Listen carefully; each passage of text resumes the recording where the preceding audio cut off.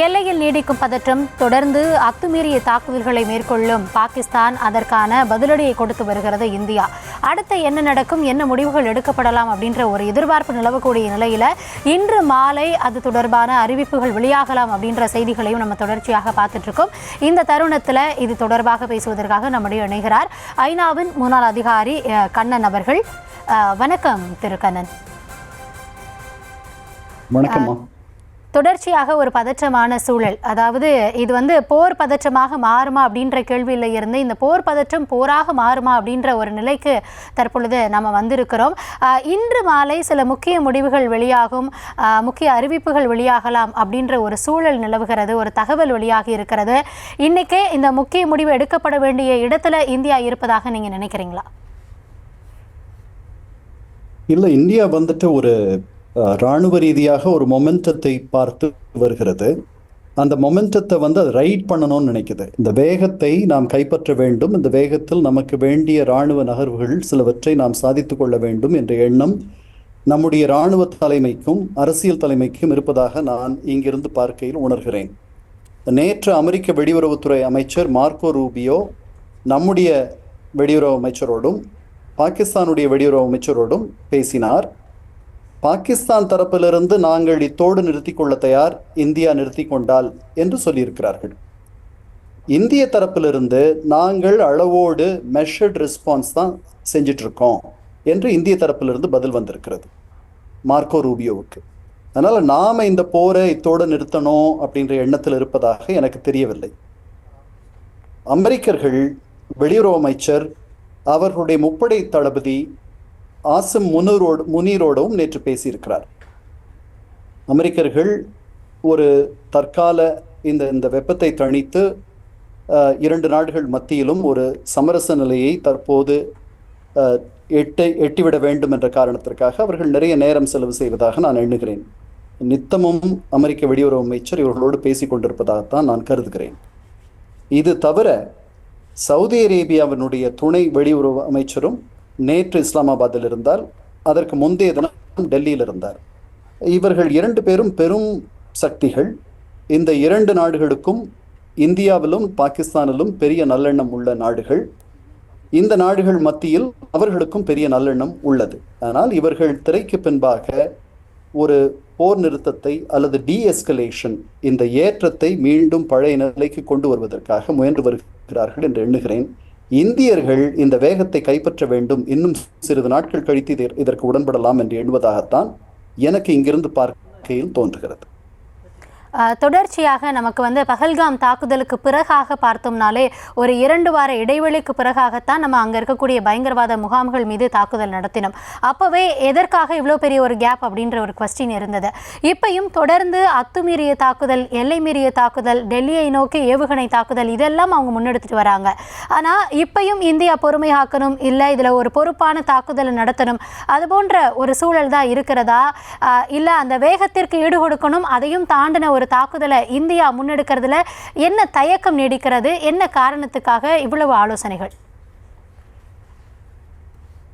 இல்லை, நாம 2 வாரம் எடுத்துக்கிட்டதுக்கு நம்ம ஆயத்தப்படுத்திக்கிறதுக்காக நம்ம எடுத்துக்கிட்ட அந்த நேரம், நம்முடைய நுண்ணறிவு, நம்முடைய துப்பு துலக்கும் தன்மை, இதற்கெல்லாம் நேரம் தேவைப்பட்டுச்சு, நம்ம எடுத்துக்கிட்டோம். இதற்கு முன்னாடி நாம் அவர்களை என்கேஜ் செய்யும் பொழுது நடந்த தவறுகள் இந்த முறை நடந்துடக்கூடாதுன்றதுலையும் நம்ம ரொம்ப கவனமாக இருந்தோம். ஃபார் இன்ஸ்டன்ஸ், போன தடவை நம்முடைய விமானங்கள் அங்கேயே போய் தாக்குச்சு, அவர்களுடைய வான் எல்லையை அத்துமீறி போய் தாக்கினதெல்லாம் நம்ம பார்த்தோம். அப்போ பார்த்த பொழுது அந்த ஒரு விமானம் சுட்டு வீழ்த்தப்பட்டு ஒரு விமானி கைப்பற்றப்பட்டதையும் நாம் பார்த்தோம்.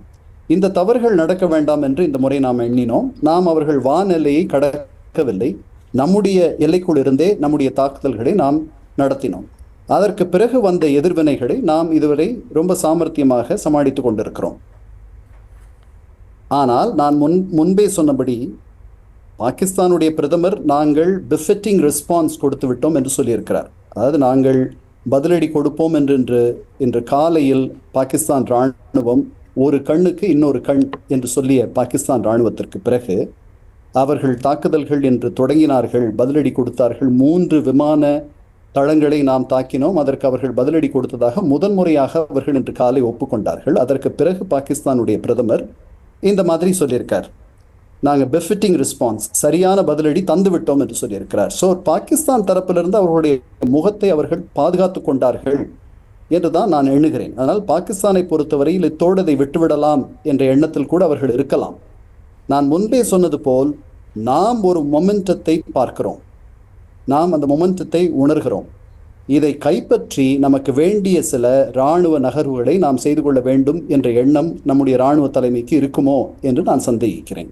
அதனால் இது இன்னும் சில நாட்கள் தொடரலாம் என்றும் யூகிக்கிறேன். இன்று மாலையில் நான் எண்ணுவதற்கு மாறாக இந்தியா ஒருவேளை டீஎஸ்கலேட் செய்வதற்கு ஒப்புக்கொண்டால் நான் மகிழ்வேன். ஓகே, இந்த டீஎஸ்கலேஷன் அப்படின்றத பொறுத்த வரைக்கும் அந்த சூழலில் யார் இருக்கா அப்படின்றதையும் பார்க்க வேண்டியிருக்கிறது.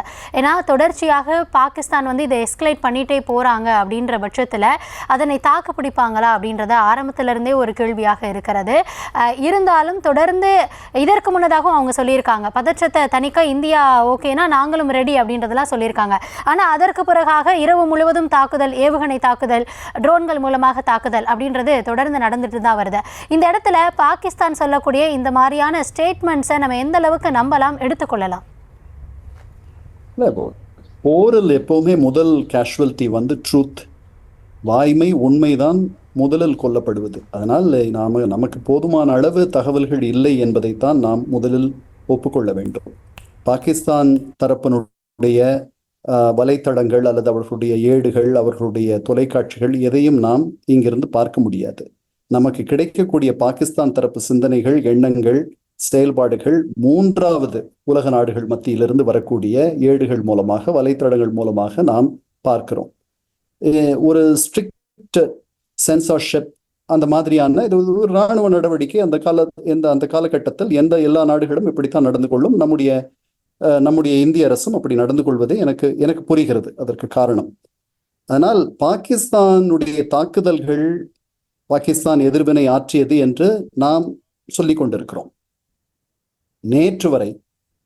இன்று காலை வரை பாகிஸ்தான் தாங்கள் எதிர்வினை ஆற்றியதாக ஒப்புக்கொள்ளவில்லை. அவர்களுடைய பாதுகாப்பு அமைச்சர் we will not strike and deny என்று சொன்னார். நாங்கள் அடித்துவிட்டு அது இல்லை என்று சொல்லப் போவதில்லை என்று இன்று காலை வரை சொல்லிக் கொண்டிருந்தார்.